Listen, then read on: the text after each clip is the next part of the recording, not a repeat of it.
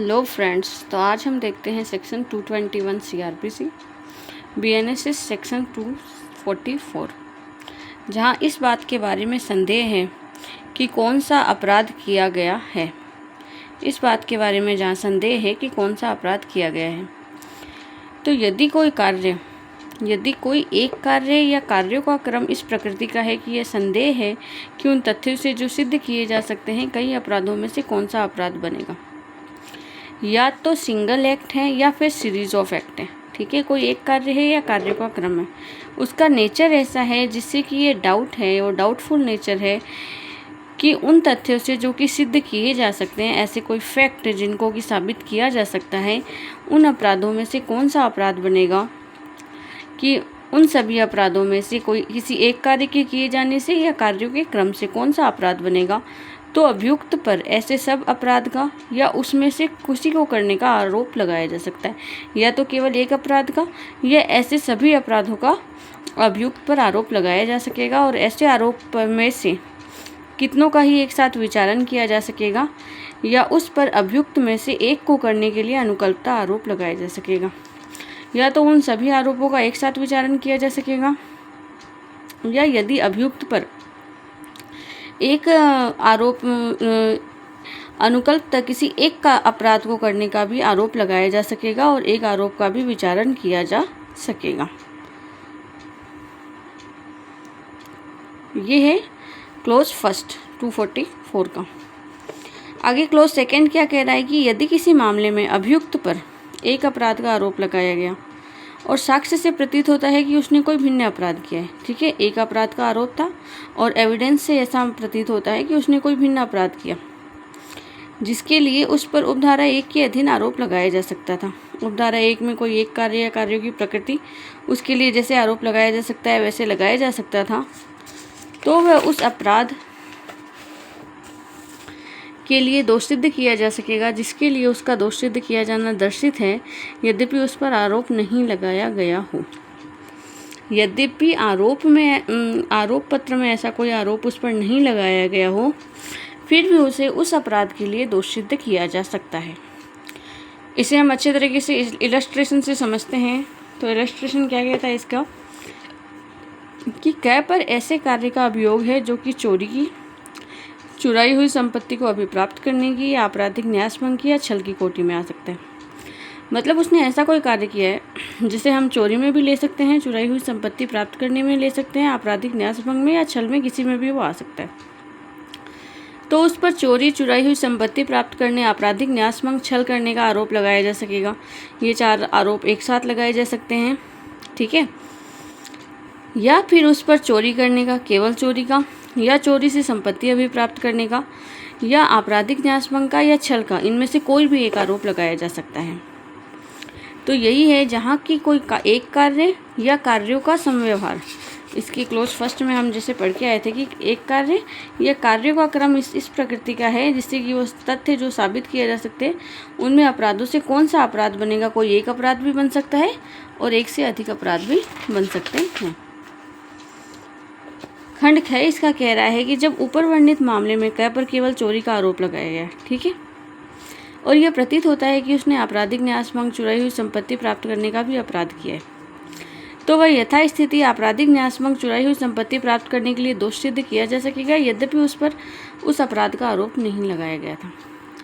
यद्यपि आरोप पत्र में केवल चोरी का ही वर्णन है, चोरी के ऊपर ही चार्ज फ्रेम किया गया है, लेकिन ऐसा प्रतीत होता है कि उसने आपराधिक न्यासभंग और चुराई हुई संपत्ति प्राप्त करने का भी अपराध किया है।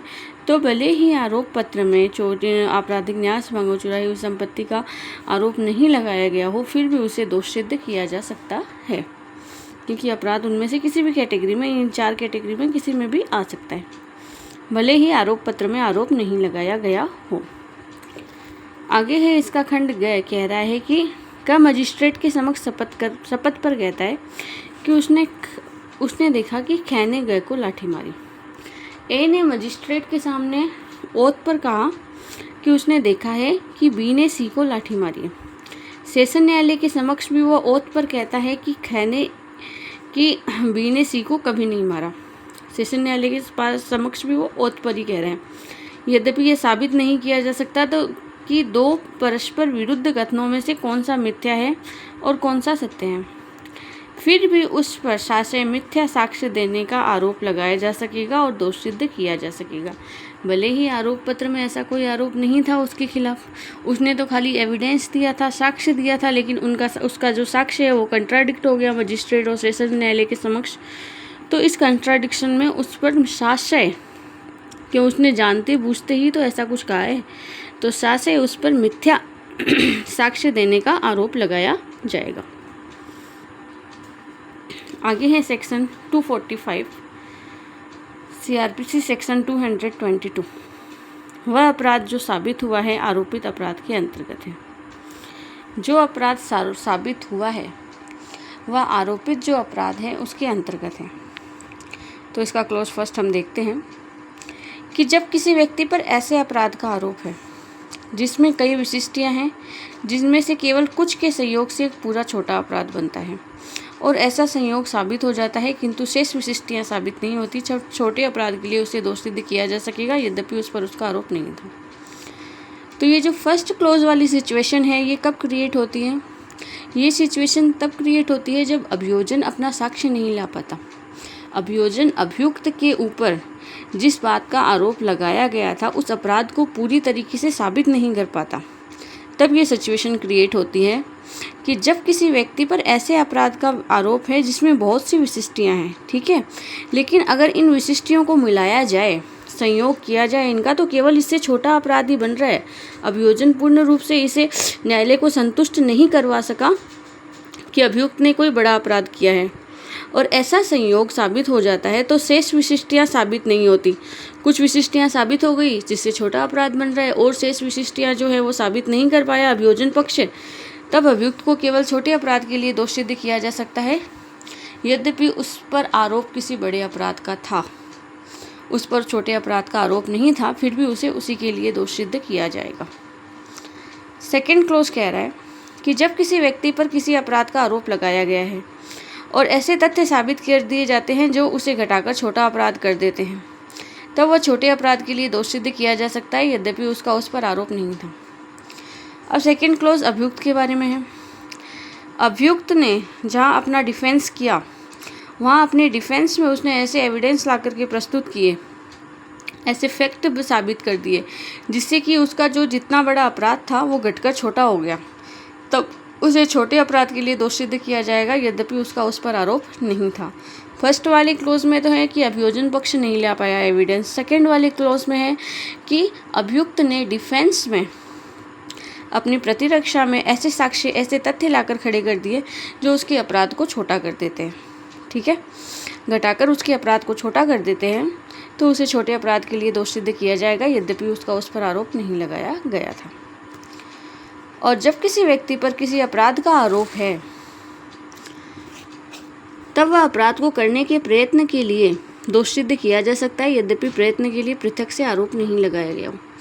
जहाँ की अपराध और अपराध का प्रयत्न भी दंडनीय है, 511 आईपीसी में हम देखते थे, तो उसे उसके प्रयत्न के लिए भले ही आरोप में प्रयत्न शब्द के लिए आरोप पत्र नहीं बनाया गया हो, आरोप में आरोपित नहीं किया गया हो, फिर भी उसे अगर किसी अपराध को करने का प्रयत्न भी दंडनीय है तो उसे उसके लिए दोष सिद्ध किया जा सकता है और पृथकता उस पर उसका आरोप लगाया जा सकता है। भले ही उसका आरोप नहीं लगाया गया हो उसे दोष सिद्ध किया जा सकता है। क्लोज 4 कह रहा है कि इस धारा की कोई भी बात छोटे अपराध के लिए उस दशा में दोष सिद्ध प्राधिकृत नहीं करने वाली नहीं समझी जाएगी जिसमें छोटे अपराध के बारे में कार्रवाई शुरू करने के लिए अपेक्षित शर्तें पूरी नहीं हुई है। इस धारा की कोई भी बात किसी भी छोटे अपराध के मामले में किसी व्यक्ति को दोष सिद्धि करने के लिए ये प्राधिकृत करने वाली नहीं मानी जाएगी कि छोटे अपराध के बारे में हम पढ़ के आए थे ना सेक्शन 206 में, कि भले ही उसकी अपेक्षित जो शर्तें हैं वो पूरी नहीं की गई हो। 206 में सीआरपीसी की बता रही हूँ। दृष्टांत, इसकी कौन सी सेक्शन है? 206। इसकी सेक्शन मुझे वैसे भी इतनी याद नहीं रहती।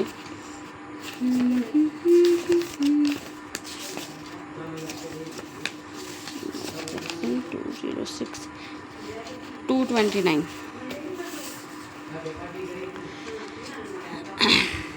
अब इसमें इलस्ट्रेशन जो है वो कह रहे हैं कि क पर संपत्ति के बारे में जो वाहक के नाते उसके पास न्यस्त है। ठीक है, कोई संपत्ति है जो उसके पास न्यस्त की गई है क के पास, आपराधिक न्यास भंग करता है उसके संबंध में आईपीसी की धारा 316 की उपधारा 3 के अधीन आपराधिक न्यास भंग के संबंध में उस पर आरोप लगाया गया और यह प्रतीत होता है कि उसने उसी संपत्ति के बारे में 316 की उपधारा 2 के अधीन आपराधिक न्यास भंग तो किया है, किंतु वो संपत्ति उसको वाहक के रूप में न्यस्त नहीं की गई थी, तो भी उसे आपराधिक न्यासभंग के लिए दोषी सिद्ध किया जाएगा। भले ही ये क्लोज लेके आए कि ये संपत्ति मुझे नष्ट नहीं की गई थी, लेकिन अगर उसका आपराधिक न्यासभंग का आरोप सिद्ध हो जाता है तो उसे उसके लिए दोषी सिद्ध किया जाएगा। खंड क पर घोर उपपत्ति करने के लिए भारतीय न्याय संहिता की धारा 117 की उपधारा 2 के अधीन आरोप है कि उसने घोर उपपत्ति कारित की है, कॉजिंग ग्रीवियस हर्ट, और यह साबित कर दिया जाता है कि उसने ऐसी घोर उपपत्ति जो है वह घोर आकस्मिक प्रकोपन पर की थी। किसी से प्रोवोकेशन मिला था उसे सामने से, तब उसने ऐसी घोर उपपत्ति कारित की थी, तो वह इस संहिता की धारा 122 की उपधारा 2 के अधीन दोष सिद्ध किया जा सकेगा। 122 की उपधारा 2 में दोष सिद्ध किया जा सकेगा। खंड ख ये जो है इलस्ट्रेशन, ये इंपॉर्टेंट है, इस पे क्वेश्चन बनते हैं।